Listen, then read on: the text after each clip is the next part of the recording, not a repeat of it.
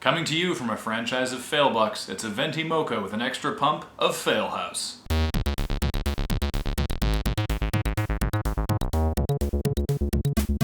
Boom! 2 for 2. Don't get used to it though, I can't make promises. It's just me again this week, cause deal with it. I was actually gonna get Alex to be in it, but he went out and I don't know when he's gonna be back and we're losing light and... Actually, I stand by my previous statement. Deal with it. Here's a funny story, though I suppose that depends on your definition of funny, some might call it gross. The Westminster Council in London has confiscated a bunch of ice cream from an ice creamist because it contained breast milk.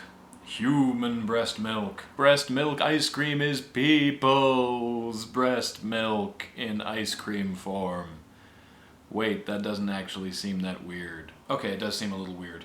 Now, the ice creamist did say that it underwent scrupulous testing, the same as blood and sperm in donation banks, to make sure that everything was A-OK and virus-free.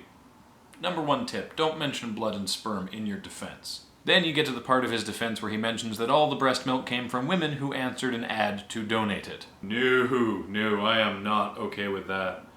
I'll stick to cow, thanks, because that's better somehow. A 58-year-old woman in New York is suing because she slipped on a banana peel and fell, quote, on her backside.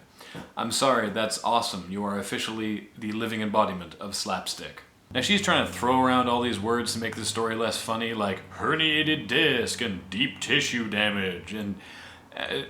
okay, maybe it's not as funny when it's not happening to Buster Keaton. I'm just saying my first response would be, did anyone get that on film? The day of the day on this day of days, March 2nd, is Old Stuff Day. Truly, the worst kind of Oreo.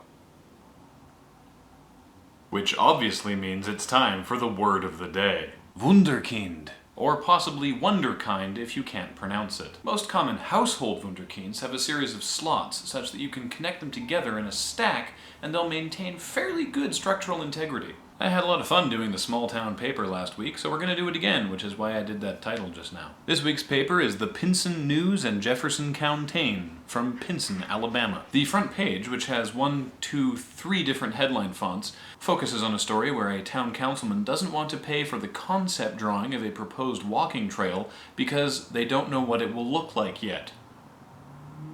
That's what concept drawings are for. Further down, it recommends to visit the zoo for a staycation day with more on page 5. And on page 5, just across from a terrifying-looking chicken salad cake, is the rest of that story.